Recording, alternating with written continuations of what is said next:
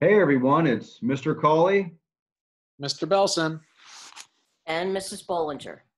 and we're back to talk to you about literary devices. And this week we're going to be focusing on symbolism. And the text that we're going to be focusing on is the one that you read for class, Doris Lessing's Through the Tunnel. So, symbolism at a glance occurs when a concrete object represents an abstract idea. So, what is a concrete element? It's something that's tangible, able to be physically sensed. So, for instance, in Frozen 2, the siren's call that Elsa hears over and over again in the beginning of the narrative is the concrete element because it, on the literal sense, it represents a call from an unknown entity, causing confusion in Elsa.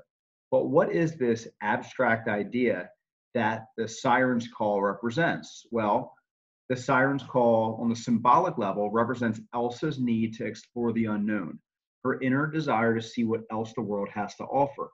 And this is abstract because we can hear the siren's call. This is something that can be physically sensed, but you can't physically sense. You can't touch it, you can't feel it, smell it, taste it, any of the senses, her need to explore the unknown. So that's why this concrete element represents an abstract idea.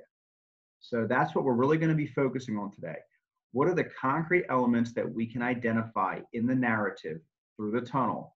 And what might these concrete elements symbolically represent on the abstract level? So why don't we take a look at this political cartoon? Mrs. Boulanger or Mr. Belson, do you want to explain this? Yeah, sure. So this cartoon comes from a couple years back when President Obama was in office. And we can see that the secretary, who's in the grasp of this giant squid octopus creature, is letting Obama know that his first appointment is waiting. And on the surface level, we see that it is this giant monster, but we can also see that it's labeled economy. So if we break this down, we can see that the artist has pretty much given us the symbol already. What this giant squid creature monster is representing on the larger abstract level is the problem that is the American economy. So at this time in 2008 was when America was going through a great recession. And this octopus is meant to represent all of the troubles, all of the tangles that Obama has to get the country out of. So when we look at the concrete element, right, we have this destructive squid, right, and it's just destroying everything inside of the office. And that idea that it's representing is that the economy is uncontrollable, it's in collapse, and it is really setting out to destroy all of America. And Obama has a kind of a big problem here to solve and to handle first day in office. So that's where we can see something that is more concrete, the squid, turn into something that's more universal or larger or abstract, which is the symbolism for the economy. Great, thank you. So we're going to be looking at the story Through the Tunnel, and just here's a short overview. So we have an 11-year-old boy named Jerry. We have a mother, a loving mother, who has a watchful eye on her son. We have some older boys in the scene who they do not speak the same language as Jerry. They're independent and fun-loving. And what is the setting? It's a beach, a villa, and a wild bay. Here's the plot. Jerry and his mother are on vacation at the beach. He sees a rocky bay and gets permission to check it out. He finds older native boys swimming through an underwater tunnel. Jerry practices and makes it through bloodied and tired. He tells his mom only a few details about his adventure. So when we just take a look at the plot, it's a standard story, and we've summed it up in 4 to 5 sentences. But when we dive into the story, we see that Jerry undergoes a major transformation. And Doris Lessing uses symbols to make that transformation clear to her audience. So, Ms. Boulanger, do you want to read this description of the tunnel? Jerry dived, shot past the school of underwater swimmers, saw a black wall of rock looming at him, touched it, and bobbed up at once to the surface. Where the wall was a low barrier he could see across. There was no one visible. Under him in the water, the dim shapes of the swimmers had disappeared. Then one and then another of the boys came up on the far side of the barrier of rock, and he understood that they had swum through some gap or hole in it. He plunged down again. He could see nothing through the stinging salt water but the blank rock. When he came up, the boys were all on the diving rock, preparing to attempt the feat again. And now, in a panic of failure, he yelled up in English, "Look at me, look!" And he began splashing and kicking in the water like a foolish dog. They looked down gravely, frowning. He knew the frown. At moments of failure, when he clowned to claim his mother's attention, it was with just this grave, embarrassed inspection that she rewarded him. Through his hot shame, feeling the pleading grin on his face like a scar that he could never remove, he looked up at the group of big brown boys on the rock and shouted, "Bonjour, merci, au revoir, monsieur, monsieur," while he hooked his fingers round his ears and waggled them. Water surged into his mouth. He choked and sank and came up. The rock, lately weighted with boys, seemed to rear up out of the water as their weight was removed. They were flying down past him, now into the water. The air was full of falling bodies. Then the rock was empty in the hot sunlight. He counted 1, 2, 3. And then a few paragraphs later is when he actually finds the tunnel. Mr. Belson? Right. So let me read this first and then we'll break down what we've read. So he gained the surface, clambered about the stones that littered the barrier rock until he found a big one, and with this in his arms, he let himself over the side of the rock. He dropped, with the weight, straight to the sandy floor. Clinging tight to the anchor of stone, he lay on his side and looked in under the dark shelf at the place where his feet had gone. He could see the hole. It was an irregular dark gap, but he could not see deep into it. He let go of his anchor, clung with his hands to the edges of the holes, and tried to push himself in. So what we're seeing here is a combination of things. One, we're getting characterization for Jerry, who is initially laughed at by the boys, who have already completed this feat of swimming through the hole and making it to the other side. And since Jerry cannot accomplish it at this moment, he's trying to get their attention, trying to fit in, trying to be one of them, but is failing, right? They're laughing at him. They grow tired of his antics rather quickly and swim past him and through the hole again. And this makes Jerry embarrassed, ashamed of himself, and also kind of creates this urge, this need to mature, this urge to be like one of these boys, these older boys who are able to accomplish this. So for me, when I read that, I know that this tunnel that the older boys swim through, that Jerry is not capable of, has become something bigger than just a tunnel. There's symbolism there, but what it is, we need to kind of piece together. So Mr. Cawley, if you can go down to the next slide. Yeah, and if I could jump in real quick. Yeah. You know, this tunnel is an obstacle for Jerry, as Mr. Belson insinuated. And whenever we experience adversity with something that we can't overcome, we retreat to something that makes us comfortable. So in this instance, Jerry wagging his hands up by his ears to look like a dog and trying to get the boys' approval is him retreating to a childish act. So Mr. Belson, do you want to jump into what you were talking about? Yeah, if you can keep going down to this slide here, let's kind of piece together what we do know about the tunnel. And that can kind of give us some clues and piece together what it potentially could symbolize. What is the larger abstract idea that this physical tunnel in the story represents? So the one line that I have underlined it and bolded there was that it was an irregular dark gap, but you could not see deep into it. So when we break that down, now we get a little bit of a glimpse into what this tunnel is. It's not really easy to see.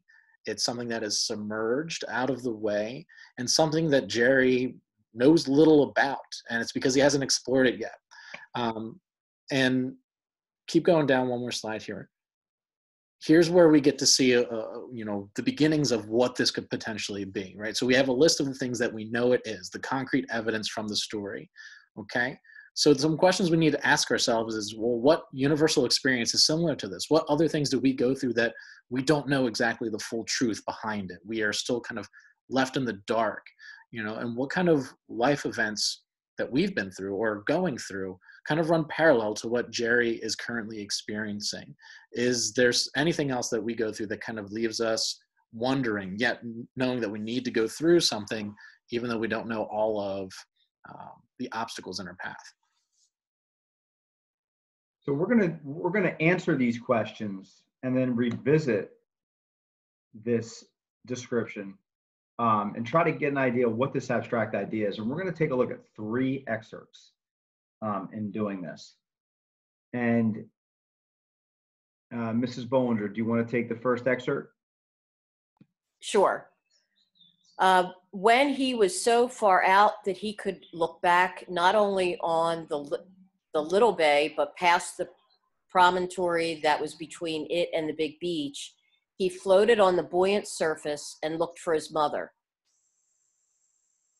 Yellow, under an umbrella that looked like a slice of orange peel. He swam back to the shore, relieved at being sure she was there, but all at once lonely. So the explanation of this excerpt is that Jerry is floating between 2 worlds, which are childhood and adolescence. And if you take a look at some of the bolded words, little, big, buoyant, relieved, lonely, we see the predicament that he's currently in. And this is before he even knows of the existence of the tunnel. But when he's on this bay, notice that it's a little bay. And the beach is the unknown. This is the big beach. And Jerry's right in the middle of this. He's a buoy. He's floating. He's buoyant. And when he finally makes his way back to his mother, he's relieved, being sure she was there because he needs her there. But then again, he's lonely. So why is he relieved and then lonely? Why is he in this conflicted state? Well, because when you're in between 2 parts of your life, between childhood and adolescence, that can be a very uncomfortable time. And that's what Jerry's going through right now. So the concrete element is the little bay. It's safe and small. The bay is in his sight as he floats on the comforting water in clear sight of his mother. However, he is lonely when he returns. So what is this abstract idea? What does the little bay represent? Well, the bay represents his childhood, for it is known to him and contains his buoy, which is his mother. It's the thing that he's tethered to, the one thing keeping him from drifting into the unknown. So this is how Doris Lessing is setting us up. She's putting Jerry in a safe, small environment that's on the brink of something that's dangerous, that's unknown, that's large. And that is symbolic because that's how we approach the next stage of our life, whatever stage you're in. And that leads us into text excerpt 2. I'll read this one. But even after he had made the decision, or thought he had, he found himself sitting up on the rock and looking down into the water. And he knew that now, this moment, when his nose had only just stopped bleeding, when his head was still sore and throbbing, this was the moment when he would try. If he did not do it now, he never would. He was trembling with fear that he would not go, and he was trembling with horror at the long, long tunnel under the rock, under the sea. Even in the open sunlight, the barrier rock seemed very wide and very heavy. Tons of rock pressed down on where he would go. If he died there, he would lie until one day, perhaps not before next year, those big boys would swim into it and find it blocked. So this is the moment right before Jerry eventually does swim through the tunnel, and he's kind of reflecting on this moment that he has. His mom has just told him that they're going to be packing up and leaving the beach relatively soon. So he makes this decision. He says, now's the time, because 1, I may not have the courage to do this again later, and 2, I might not be at this beach ever again where I could potentially swim through this tunnel. And this starts to symbolize this idea of the fleeting opportunity that we see so frequently in our own lives. So windows of opportunity are finite, meaning that they have a limit. There is a beginning and there is a concrete end to when we can actually seize an opportunity. Sometimes what these things could manifest themselves as are the 4 years that you have being a high school student. That's it. All you have are 4 years, and then you're moving on. So whatever you get in that window of opportunity is what you move on from high school with. Same thing with, let's talk about maybe a sports or an athlete. Maybe you have the ball in your hand and it's time to take the big shot. You have a window of when you can take that shot before the defense kind of closes in around you and removes that opportunity. Or the same thing with school work, right? We've been giving you guys weekly assignments, and once that week's up, that's kind of your window of opportunity to get that work in. So we see these opportunities all around us, and how there is a time limit on them. And self-dependency is similar in this type of window of opportunity situation. If you rely on others too long, you might never learn to trust yourself fully. And Jerry's in that moment where he sees his window, he's been training, and he's going to take this chance to become self-dependent, to separate a little bit from his mother's side, where he can now start to decide things for himself, where he has the courage to go ahead and say, well, I think I should do this, and I'm going to do it because it's my time. So we see that, this moment right here, we see that parallel life moment where the window of opportunity is before him, and he has the courage to, take the opportunity. So I'll read this next one. So this is after he makes his way into the tunnel. He tests the tunnel out a few times, uses a rock to weigh him down, and he navigates the tunnel. But now he's in it, and he finds that to navigate through the tunnel was a lot more difficult than he thought it was going to be. And here we are.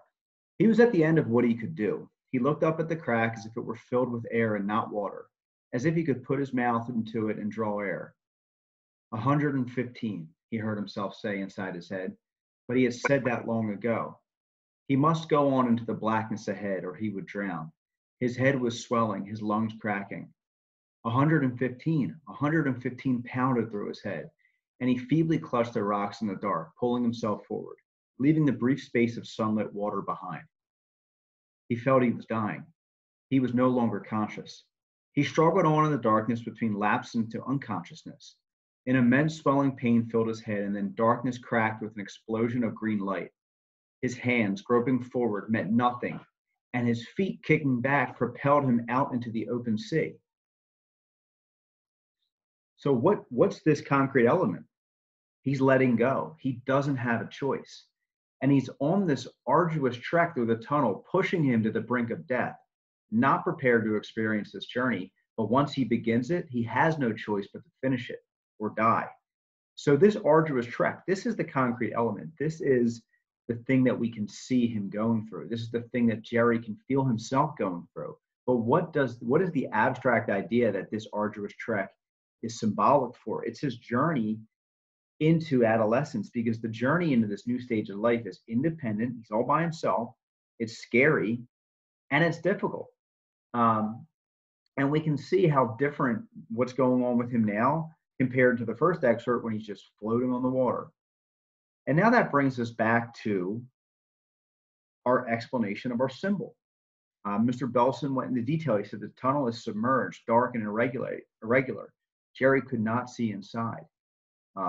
Mr. Belson or Mrs. Boulanger, do you guys want to explain what this abstract idea is? Mr. Belson, do you want to take that one? Absolutely. So this brings us back to the original tunnel, which is what the older boys were able to swim through and what Jerry has been striving and practicing to get through. And ultimately he does. But becoming an adult, it's not kind of a uniform experience. Not everybody goes through the same thing. So when Jerry can't see into the tunnel, it is symbolic of all of our journeys into adulthood or into responsibility or into self-dependency, where we don't know what's going to come our way, what task, what obstacle, but we're going to have to encounter it all the same. So going into it blind is a large part of what transforming from a dependent child, that's a part of the journey into becoming an independent adult, which is something that we're all going through at various points in our lives, some of us sooner than others. So basically, we don't know what's going to come our way, and we never really will know what's coming our way. And I think what we're all going through right now is an example of that. With the coronavirus coming our way, none of us, Ms. Boulanger, Mr. Cawley, or I, could kind of anticipate that. But being independent adults, we have to navigate it. We have to find a way to get through it, even though we might be struggle, we might take lumps on the head, we might be, to use a concrete example from the story, bleeding from our nose, but we're making our way through it, just like you guys are. So we can see that this tunnel becomes something larger. It becomes a symbol for an experience that is universal to all human beings. And that's kind of what roots symbolism to stories and to concrete ideas. How can an author take a part of a story, as simple as a boy swimming through a tunnel, and turn it into an experience that shares a lot of similarities to larger life experiences that everyone goes through at some point in their life. And thank you guys for joining in with us today. And please check Schoology for your assignments for this week coming up. And have a great weekend. Thanks, guys, for listening, and have a good weekend. See you guys.